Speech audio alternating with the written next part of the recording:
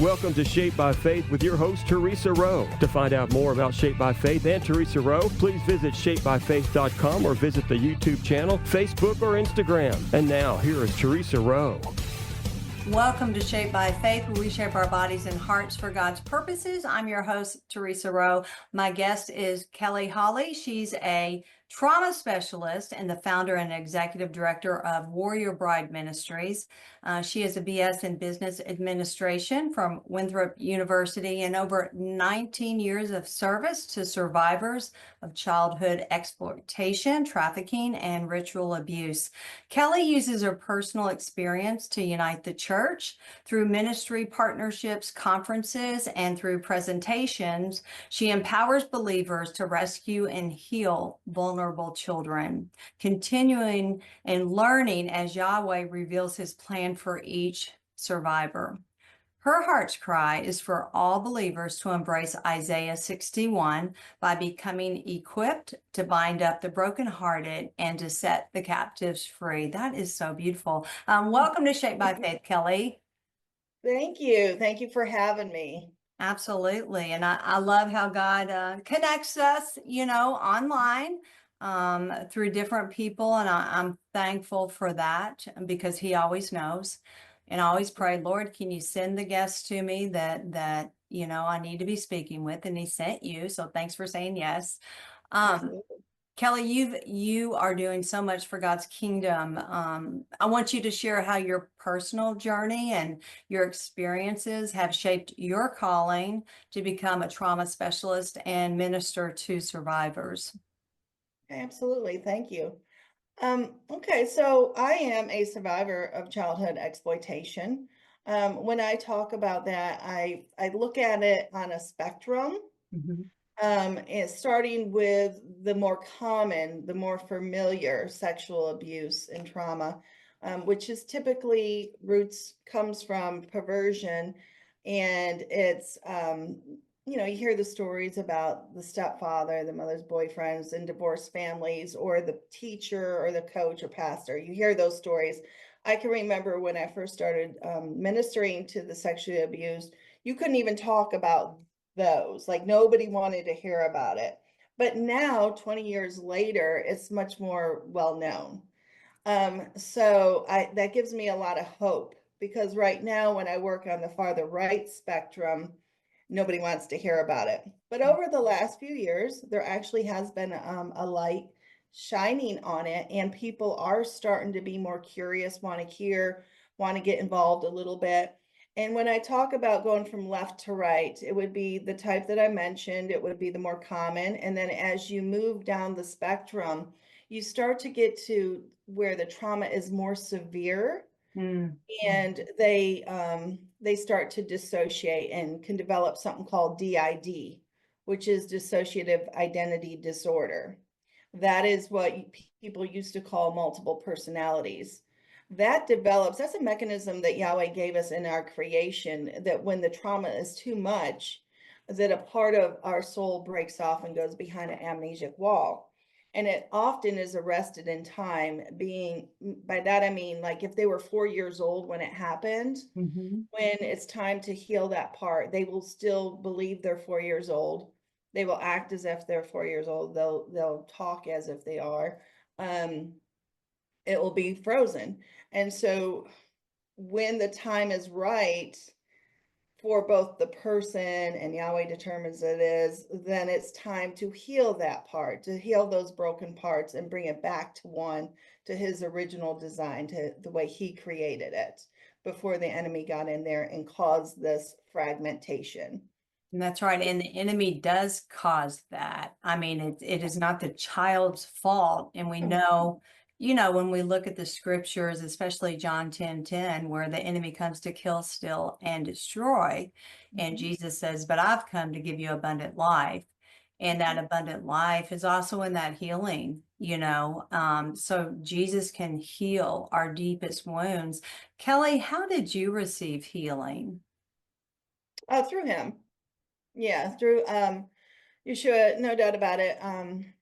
It's even when you're on the farther left spectrum, even that amount of it, and that not as extreme when in comparative, you it still sends you in a trajectory of that wasn't your destiny. It Right. wasn't the way he wanted you. He wanted you in a protective, loving family where nobody was trying to do these things to you. But that wasn't what happened. And it actually can change your whole body. Like it initiates different organs and hormones and different things in your body that should not have been activated at that young age.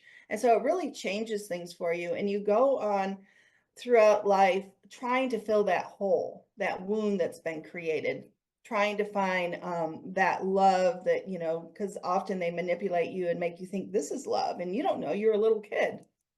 And then they'll also typically manipulate you into thinking somehow it was your fault. And so you've got this guilt and shame. You have all these different things that the enemy uses these wounds to reside in and cause problems in your life. So I went through life trying to find it in all kinds of ways. And a lot of the ways look really good, but the truth is they're not. I mean, being a workaholic is not good. It's not balanced. You're Right. trying to be good enough.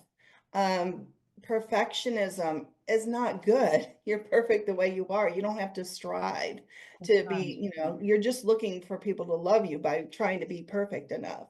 And some things don't look good to the world, like, you know, alcohol, drugs, you know, men, all these things. And I've tried pretty much everything to fill that hole.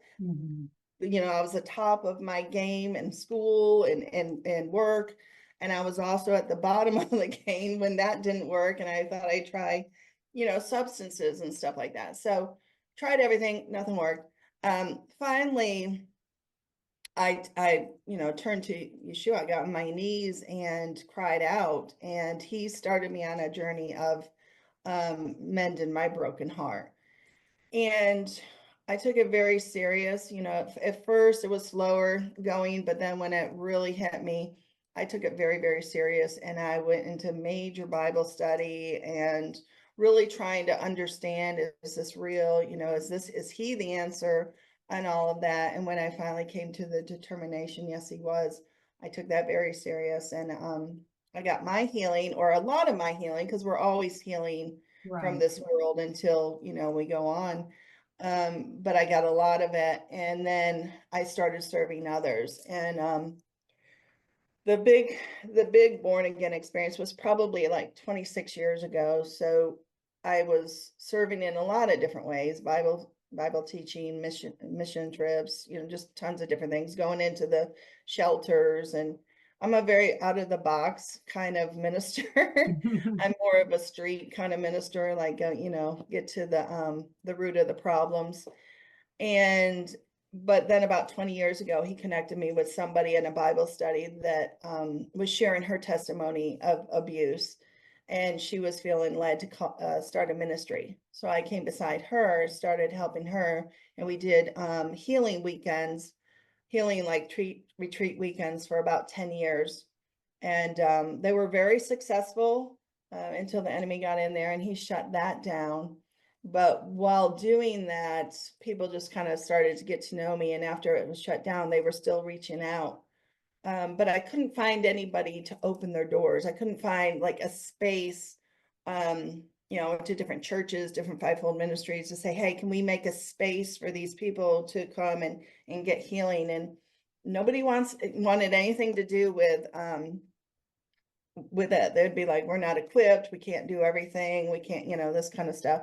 So the Right. Lord led me to get my own place about 5.5 years ago.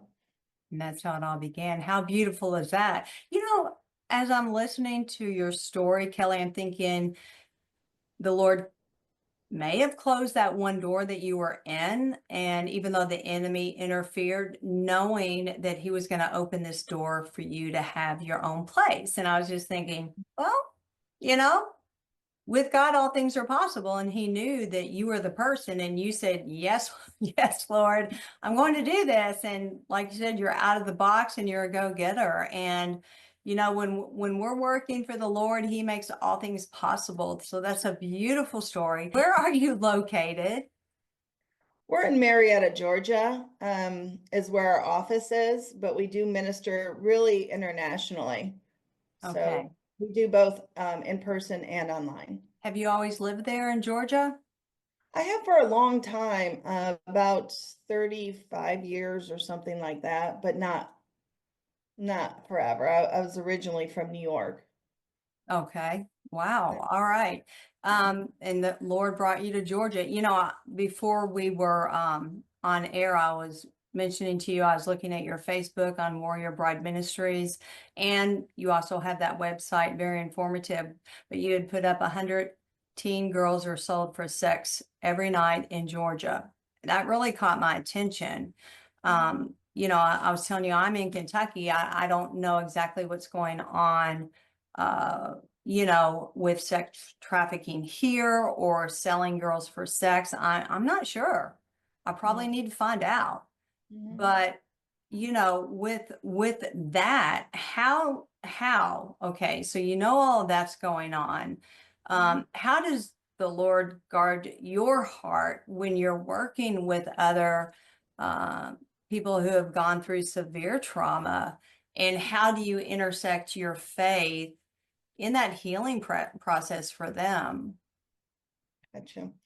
Well, I think he just made me this way, to be honest. I just think he prepped. I think he does Yeah. that, even Yeah. when we're in corporate America or we're in school and stuff, we're doing different things that are teaching us and training us for our ultimate call, our ultimate destiny. And I think that when I look back, I'm like, this was all preparation for what he really had for me to do.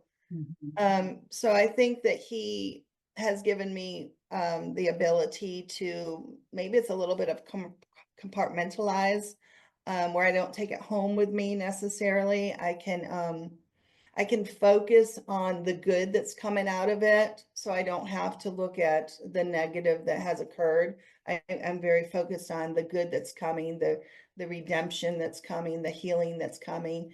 And it doesn't hurt that he shows up every day in every session and does miracles Mhm. like that, to That me, helps, doesn't it? it does help. It does help just a little. I mean, if I had to take a whiteboard and write, what do I want to do with my life, it would be in a session every day with him as he does miracles. Mhm. So I'm living my dream. That was so good.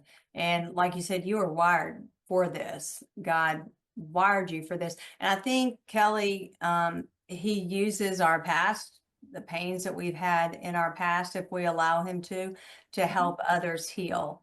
Like you've walked through that. And so you can help someone else walk through their pain as well. You reference Isaiah 61 about binding up the brokenhearted and setting captives free. So how has this scripture influenced your approach to healing and your rescue work? Well, I think it's a good summary of it because that is what has happened to these men and women, children, boys. I mean, it's not just a female issue. It's statistically, it's 1 in 3 girls that have been sexually abused in some way, and 1 in 5 or 6 boys. But that's what's reported. So really, nobody really reports because of all the manipulation that goes on with it. So you can easily double that, and some people would tell me I should triple it. Mhm. So that's what's happening to them, is their heart is being broken as they're going through these traumas, and as people that are supposed to love them and care for them are participating in these things, and the confusion they're getting, and it just breaks their heart. It breaks their world. It breaks their heart. So what he does is he comes in and he redeems and he heals that broken heart and brings it back together. Mhm. And unfortunately, because of the free will that he gave us, that I often argue with him about, that, what were you thinking when you gave us free will? I'd much rather just have your will. What were you thinking? But he doesn't want robots, That's right? right. That's He doesn't right. want robots. So Um, Kelly, there's all genres of trauma. You've touched on some areas. Do you want to speak into some other areas? why don't you talk, I know that I've seen on your website, I've seen on your Facebook and social media, you talk about mind control, generational trauma, ritual abuse. Do you want to speak into those just a little bit? Absolutely. When we were talking about that spectrum, we started moving from the left to the right, and we got maybe midway with the DID, what I call natural DID, that when you're going through trauma, that you naturally split. But when you keep going to the farther right, you start to get into purposeful fragmentation, where people are an organization, it's organized crime, that they are purposely traumatizing and fragmenting the child, so for nefarious purposes, so that they can do rituals, they can program and train those different parts. We talked about me being trained for this calling, but they are purposely training the fragments for different jobs. They'll analyze them, they'll test them, they'll figure out what their God-given talents are, and then they will twist them, and they will prepare them to do their bidding. And so it's very complicated, but they have perfected it.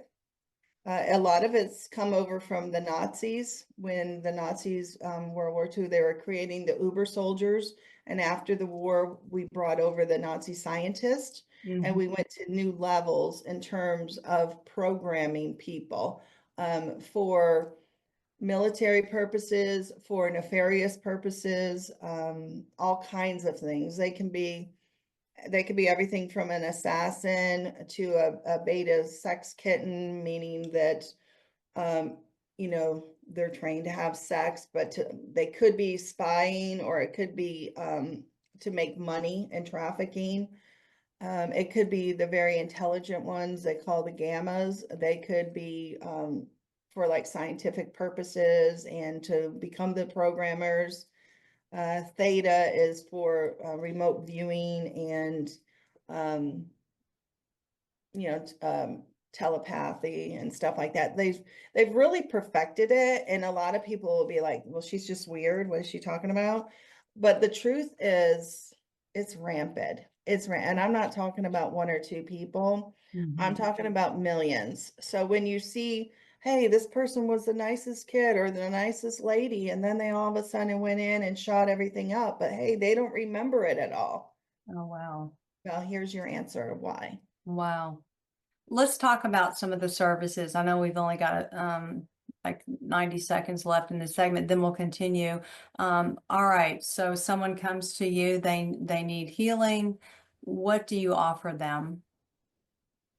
Well, free of charge, because of the fact that when they get to me, they're extremely broken. Very few that are together are coming to me. They're broken because usually either what they have going on, the typical counseling couldn't work, or what I call the system starts breaking down. So what I just talked about, they create a system, but it can start breaking down. So they come and they have individual appointments. We have group appointments. We have classes. We have online church. We do mind, body, spirit, soul. We have different health equipment. It's just, there's several things that we offer them, and we want to offer more because they need more, but with not charging, we have to rely on the donations of others. Warrior Bride Ministries. Kelly, I love that name. Absolutely love that name. We have not talked about the name. Can we talk about it just for a few seconds? Where did you come up with that? Okay, so Kelly actually means biblically Hebrew warrior. So I've been having that, proclaimed and spoken over me my whole life. Love that. And then I'm kind of like a combination of a warrior and somebody that loves, the girly things too. So I just loved the picture of the wedding dress with the combat boots. Yes. And of course, the bride of Christ. I believe it's a very important thing, especially in these days and as we get into more into the end times, the bride of Christ takes a very big role. And I think we need to understand that and come together in unity and walk into that purpose. Absolutely. That's beautiful. I love the name. I have a t-shirt that I developed years ago. It's just called Warrior in Training, because I feel like we're always learning something new and we are in training in the body of Christ. And anyway, we should be out there on the Yeah. battlefield every single day. Let's talk about your upcoming retreat. The dates, where it's at, and what you're going to offer. Okay. Yeah, so we're having our first annual training retreat on April 4th through 6th up in Blue Ridge, Georgia. So that's the beautiful Georgia mountains. It's going to be a combination of fellowship and some really deep teaching. We do a conference every year, which is much bigger, and it gets a lot of teaching, and it's jam-packed, but we don't have as much time, it seems, to fellowship. So this is a little more focused on, let's really get into information that you can apply and go help others or help yourself or help your loved one, while also coming together in fellowship, because this is pretty hard work. And sometimes we don't take the time that we need to just love on one another and have a good time with one another. So we're going to be doing that as well. That's wonderful. Now, Kelly, does someone need to be certified in this to help someone else with healing? I mean, how does that work? Yeah, absolutely not. I'm not a licensed counselor. I have nothing like that. Mine has been really training from him. And also he has connected me with a few people that have been able to add to that learning, like Gina Phillips from Darkness to Light. She's been real instrumental to adding knowledge. Dan Duvall has some really good resources. Kay Tolman. There's not a lot that do this work, but there are a few. And that's why it's also important to me to try to help those coming up now, because it was a pretty hard walk. I'm not going to lie. It is pretty brutal learning this, because you're dealing with some deep, dark stuff.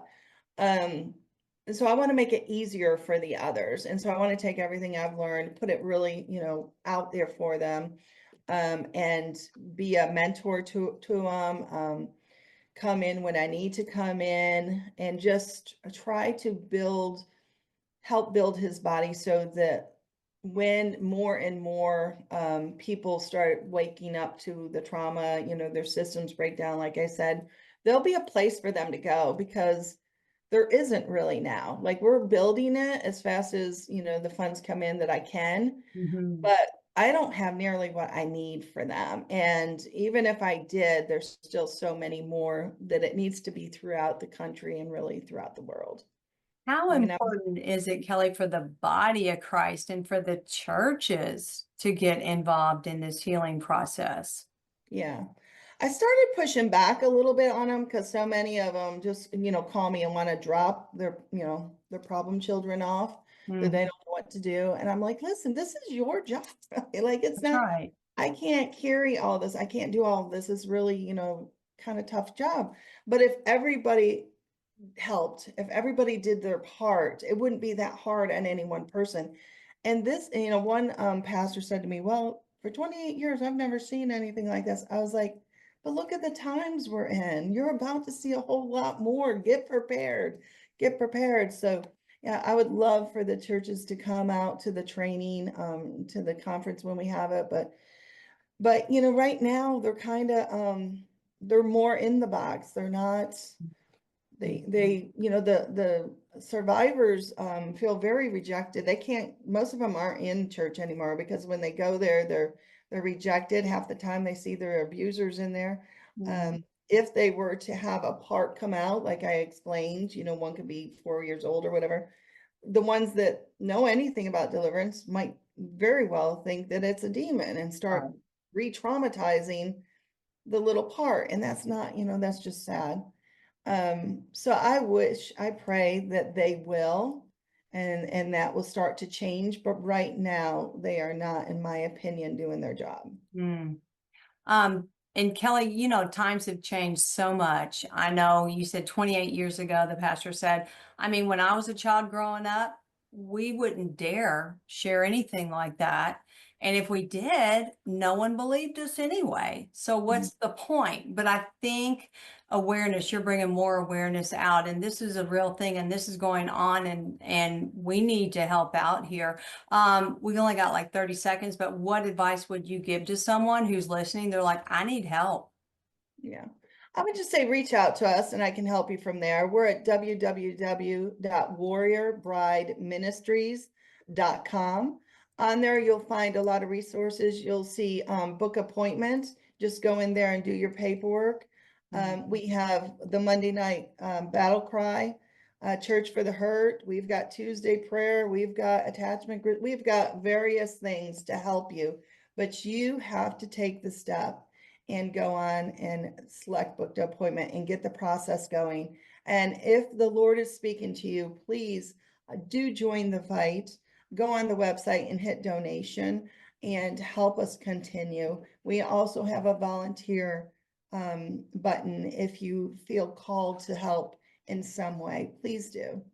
Kelly, thank you so much. We need to have another recording because this was amazing. So much valuable information. And bless you in your efforts. May God bless you in all that you put your hands to in the name of Jesus. So thanks for being a great guest, Kelly.